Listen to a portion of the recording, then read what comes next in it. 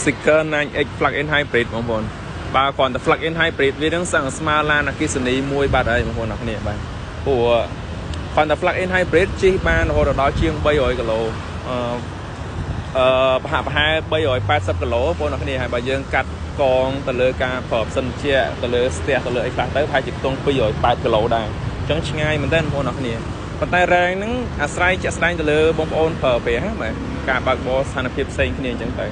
បាទបងប្អូនមកមើល stop ចាំមើលខ្ញុំឡុកឲ្យបងប្អូនមើលស្អាត reflect មកឃើញតែខ្ញុំបាទសោគេនៅកន្លែងនេះបាទ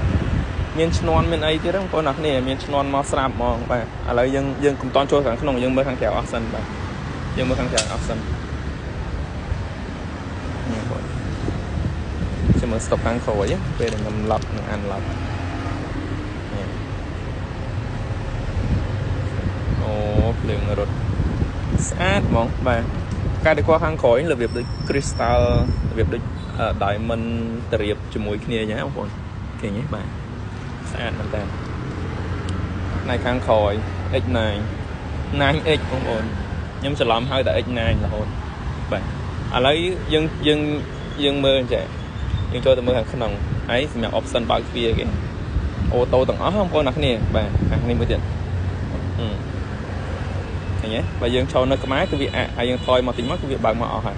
បាទឥឡូវយើងមើលខាងក្នុងយើងមកមើល adjust កៅអីបាទមើលកៅអីគេបងប្អូនអាយយស្អាតណាស់បងប្អូនណាហើយឡានចិនបាទ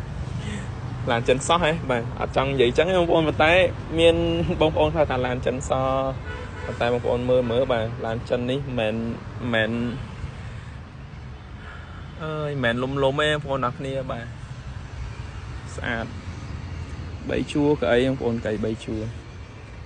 បងប្អូនមកមើលនេះoption ច្រើនសម្បូរបែបមែនតែមានធ្នាក់ជើងមានអីមកចប់មានកម្រជើងទៀតឡើងនេះបងប្អូនអ្នកគ្នាកៅអី3ជួរលើកកៅអីទៅហើយកៅអីនេះខិតតែមុខបន្តិចព្រោះកៅអីនេះខិតមកក្រោយពេកហើយបើអ្នកបើតកង់វិញជន់5ជន់គេអត់ចង់ដល់ព្រោះកៅអីខិតមកក្រោយខ្លាំងពេកកន្លែងមានតែបង្ហាញមួយដែរបងប្អូនបាទស្រីដំបូងបើកស្រីអីមកចប់នៅក្នុងហ្នឹងហើយបិទអូតូទៅតាមម្ដងឃើញទេបាទចែកវិជាទំនើបច្រើនណាស់ក្នុងនេះបងប្អូនអរគ្នាបាទលេះមានដល់ទៅមកគូហ្មងបាទកុំឲ្យពិបាកម្នាក់មានម្នាក់អត់បាទបងប្អូនមើលប្រទេសបង្ហាញបងប្អូនបាទធំមែនតើតែបង្ហាញនេះបញ្ជាក់បងប្អូន